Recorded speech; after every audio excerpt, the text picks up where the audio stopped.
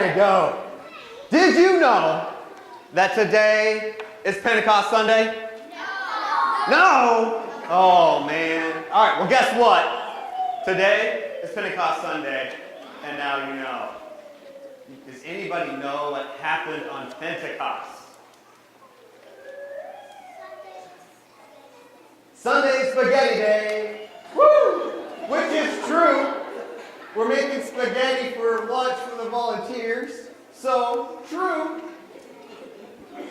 But, the Pentecost has nothing to do with spaghetti, unfortunately. But it does have to do with the Holy Spirit. Today is the day that the Spirit comes to the people of God. Today is a birthday, in fact. Do you know what kind of birthday it is? It's the birthday of the church. Today is the day when the Spirit of God comes and fills the disciples and the church is born. That's a pretty big day to celebrate, isn't it? The church is not alive. Yeah. Oh, the church is not alive. That's a great observation. Because the church, sometimes when you think about the church, you think about a building, right? You think about pulpits and pews. But you know what? The church is not a building. The church is the people inside the building. The church is the people that go outside the building. So you're right, the building's not alive. But the people, the Spirit of God descends and fills the people, not the building. That's pretty cool to keep in mind, huh? Now, today is the day the Spirit of God comes. And the church is gathered, filled with the Spirit, as Christ's body. Not just here, but you know where else the Spirit of God filled the sanctuaries, the churches? Where else do you think churches are? Any ideas? Well, yeah, some of you are sitting on the floor. But did you know there's a church about a block that, 2 blocks that way and 2 blocks that way? We call it St. Paul. Yeah. There's another church about 2 blocks that way or 3 blocks that way. We call that St. John. We go another block and a half away from there and we call that Baptist Church. We can go the other way another 2 blocks and we call that the Assemblies of God. We can go 3 miles that way and we got St. John Maxfield.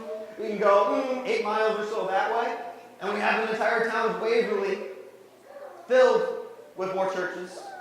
Waterloo, more churches. We can go across the world over to China and Asia. And guess what's over there?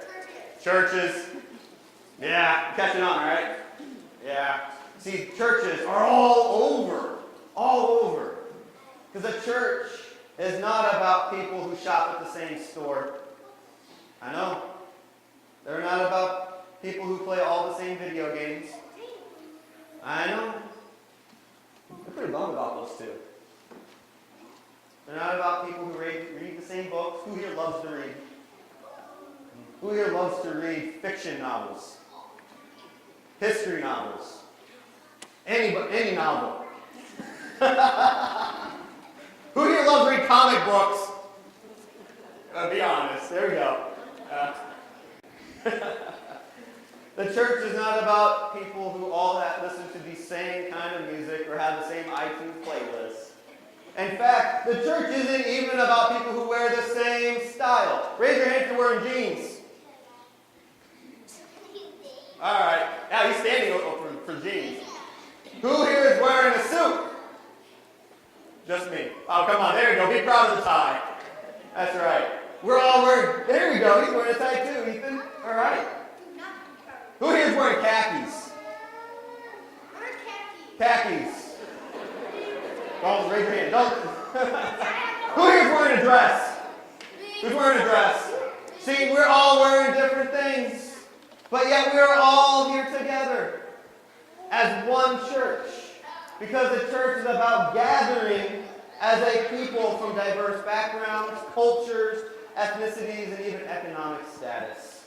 Our different likes and our different dislikes.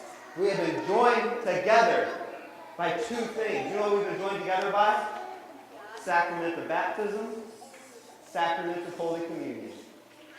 By these two sacraments, we have been joined together. We have been joined together to move, not just to stay inside of a building. When the disciples, we heard a story, when the disciples were filled with the Spirit, they went out into the crowds to speak different languages to people in their own language. Because everybody has a different language. We like different things. The church was sent to move, and I love movement. Anybody here likes to move? I know you guys like to move. You keep moving still. You know what? I found these two pipes.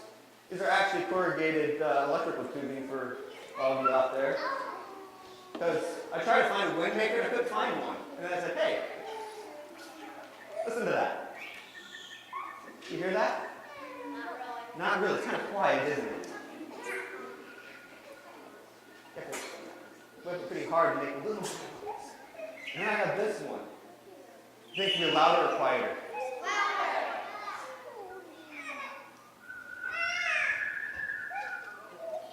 That's pretty cool, huh?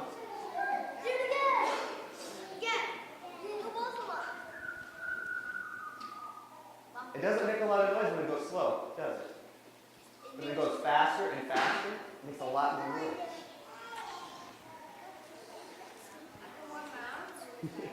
Didn't think that through. The wind is a funny thing. Does anybody feel the wind right now? No. Actually, if I stand about right here, you can feel the fan. But when you go outside, can you feel wind?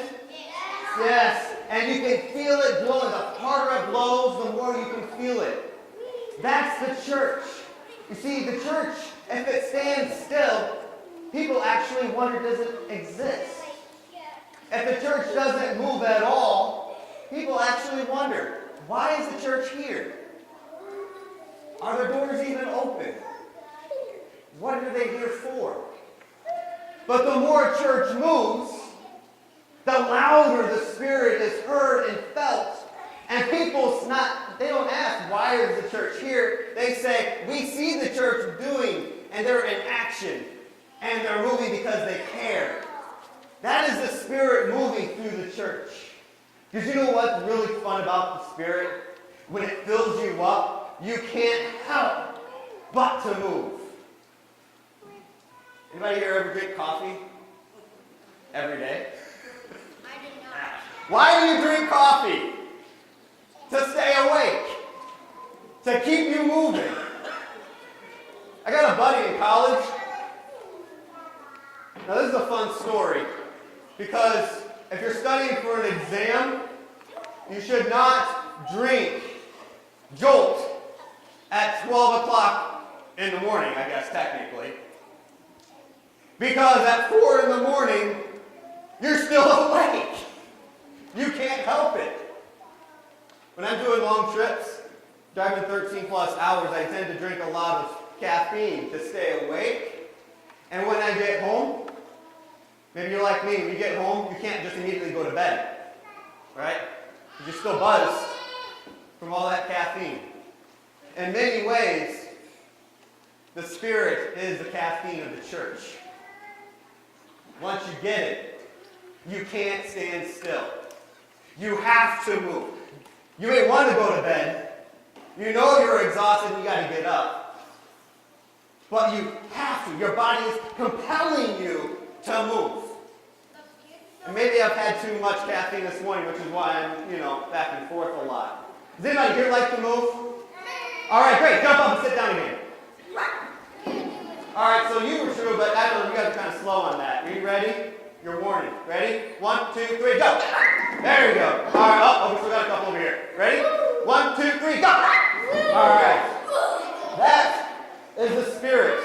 That is the Spirit moving us and compelling us. The gift of God. Filling us in the waters of baptism, claiming us as His children, as His heirs. Filling us with His joy that compels us. We cannot help but to move around. So I can run around the whole church in 2 seconds? I don't know if you can move that fast, but Flash can. Yeah! All right, will you pray with me? Ask the congregation to pray as well. Dear God, thank you. Thank you for your Spirit. Help me to receive this gift. To be filled with joy. To be filled with counsel and might. To be filled with the hope in you. To be compelled to move forward. Help me to move. Amen. Hey, thanks all for coming up. Thanks for singing today.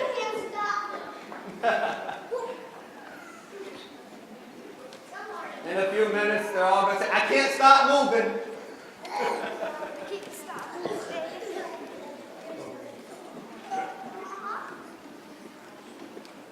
So we're going to take a hard turn now. I invite the congregation to join and sing Holy, Holy, Holy.